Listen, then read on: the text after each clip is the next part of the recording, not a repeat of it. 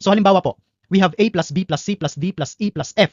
So kapag ito po yung mga numbers, i-add natin lahat at i-divide po natin kung ilan sila lahat, ang tawag dyan, average. Okay? So that means kinukuha natin yung average kapag i-add natin ang lahat ng numbers divided by kung ilan sila lahat. Now, ang binigay po sa atin is 9.5 daw yung average. So that means these numbers divided by 6 kasi 6 numbers, di ba?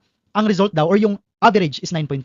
Pero ang tinatanong po sa atin, ang sum ng mga numbers na ito, ang total, di ba? Ang total kapag i-add po natin yung mga numbers, ang tawag is sum. Now, so let's assume that the sum of these 6 numbers is simply x. So yan si x, yan yung sum of the 6 numbers divided by 6 kasi nga 6 sila. So yung result is 9.5.